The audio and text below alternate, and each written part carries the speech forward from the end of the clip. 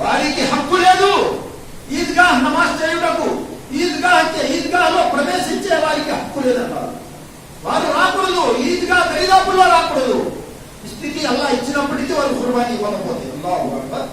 అంతేకాకుండా ఒక హదీసు ప్రవచనలో ప్రవక్త సల్లల్లాహు అలైహి వసల్లం గారికి ప్రశ్నించారు, ఓ అల్లా ప్రవక్త, ఈ ఖుర్బానీ ఏంటి? మీరు చేస్తున్నారు, అనుచరులు చేస్తున్నారు, సహాబాలు ఎంతో మంది చేస్తారు, ప్రతి ఒక్కరు. ఓ అల్లా ప్రవక్త, ఈ ఖుర్బానీ ఏంటి? ఖుర్బానీల గురించి ప్రవక్త సల్లల్లాహు అలైహి వసల్లం గారు ఈ విధంగా జవాబిచ్చారు, ఈ ఖుర్బానీ మన ఇబ్రాహీం అలైహిస్సలాతు వస్సలాం యొక్క సున్నత్, వారి యొక్క ఆచరణ అప్పటి నుంచి వస్తున్నది.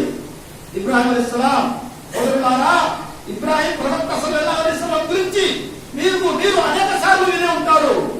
అల్హమ్దులిల్లాహ్, మా మత గురువులు అనేక మంది వచ్చి ఉపన్యాసిస్తుంటారు. మన నజీర్ గారు కూడా అల్హమ్దులిల్లాహ్ అనేక సార్లు ఉపన్యాసం ఉంటారు. అల్హమ్దులిల్లాహ్, ఇబ్రాహీం ప్రవక్త గారు అల్లాహు అక్బర్, వారు పుట్టినప్పటి నుంచి, చిన్నప్పటి నుంచి ఈ ప్రపంచం నుంచి వెళ్ళిపోయే వరకు కూడా పరీక్షలే పరీక్షలు అనేక.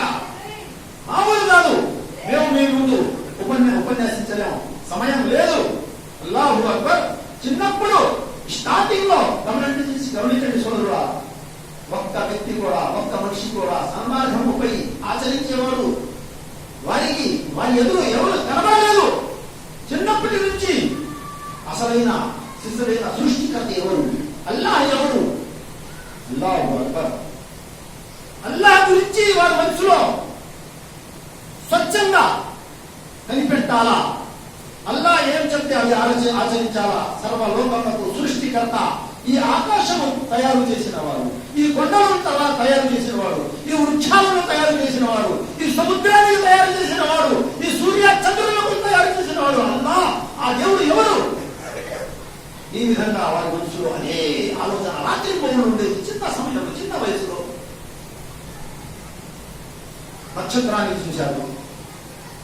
నక్షత్రానికి అల్లాహ్ అనుకున్నారు, నక్షత్రము మాయమైపోయింది అనుకున్నారు. మాయమైపోయిన నక్షత్రం ఇది అల్లాహ్ కానే కాదు, దేవుడు కానే కాదు. చంద్రుడిని చూశారు, అలాగనే అనుకున్నారు. సూర్యుడిని చూశారు, అలాగనే అనుకున్నారు.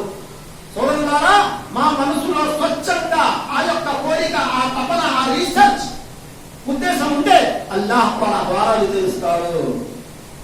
ముందు మా మనసులో ఆ మాట, ఆ తపన, ఆ కోరిక, ఆ కృషి స్వచ్ఛంగా ఉండాలా సోదరులారా.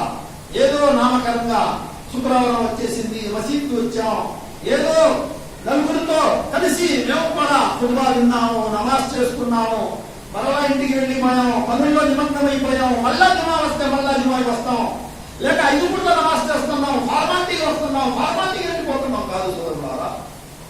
స్వచ్ఛమైన కోరిక, స్వచ్ఛమైన తపన, స్వచ్ఛమైన రీసెర్చ్ ఉద్దేశం మా మనసులో ఉంటే అల్లాహ్ కూడా ఖురాన్లో చెప్పుతున్నాడు, వారి ద్వారాలు తప్పకుండా అల్లాహ్ తెరుస్తాడు.